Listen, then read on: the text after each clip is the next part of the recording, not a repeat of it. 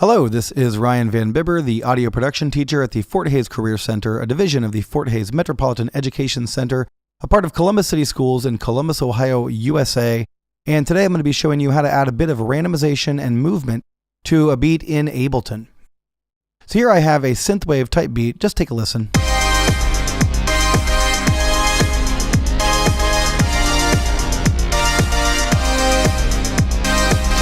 Okay, you get the idea there. Now in my main drum track here, I have a number of loops, and here is a 4-bar drum loop.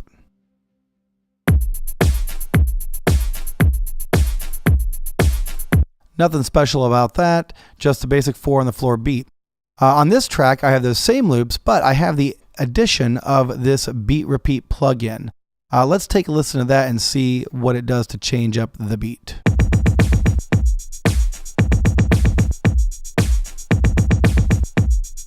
So as you can hear, it actually repeats certain beats. Great name for the plugin, Beat Repeat.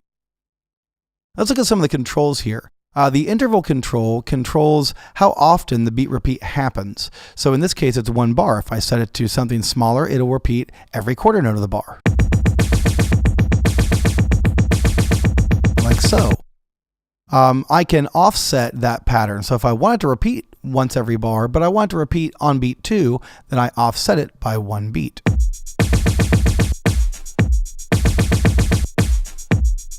And so forth.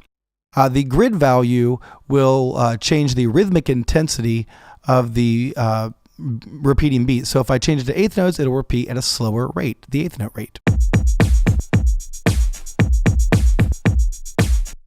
And if I set it to something ridiculously small, then instead of being like a musical element, it's more like a sound design element. And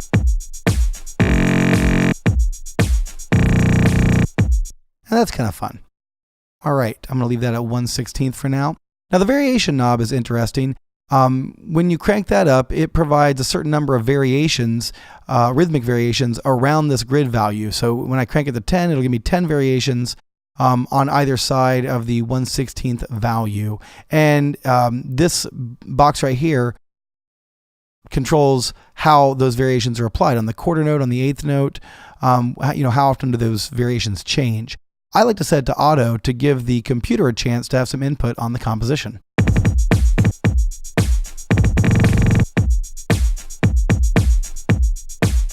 Like so. Now, if you don't want any triplets in your beat repeat patterns, variations, whatever, then you can click the no triplet button.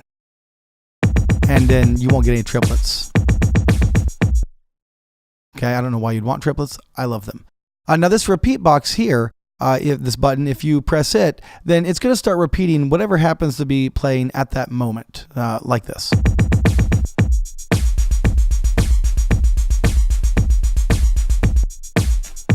And it will do so until you turn this box off.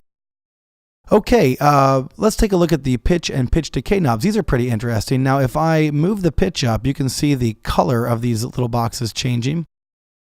And what that does is that will take the pitch down a certain number of half steps. In this case, -12 half steps, which is a full octave. And if I set the decay knob to a higher setting, then instead of leaping down to those octaves, it will actually decay down to those octaves pitch-wise.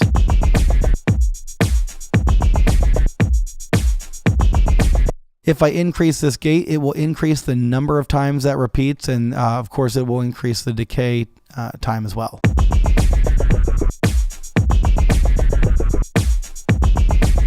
Lots of really cool effects with this plugin.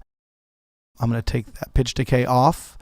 If you want the overall volume level of the repeats to get quieter, you can use the decay knob, and of course the volume knob is just sort of a master volume knob. I'm going to keep that at 0. But let's listen to this decay, and you'll hear the repeats get quieter and quieter.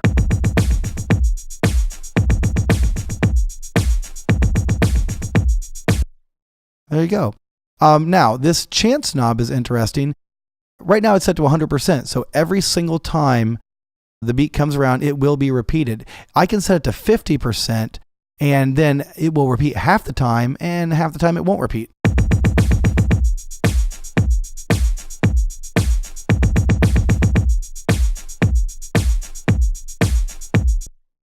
And then, you do have a filter here. That's a basic filter. No real need to go over that. But these boxes are not intuitive right away.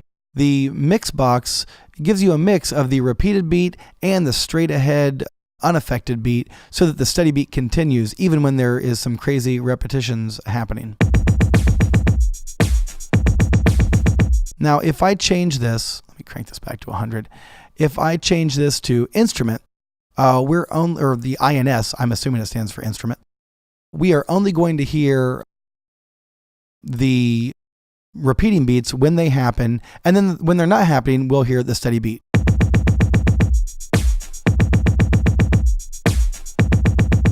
And then if I click this gate button here, then we will only hear the repeating bits and we will not hear any of the steady beat.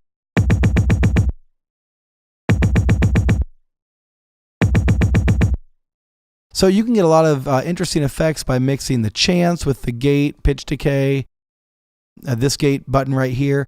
A lot of potential for this beat repeat. Okay, now I'm going to take a look. It's not just for drums. You can use it on anything.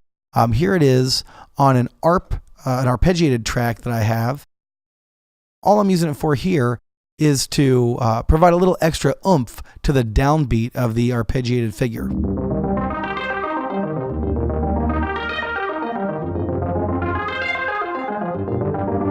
If I bypass it,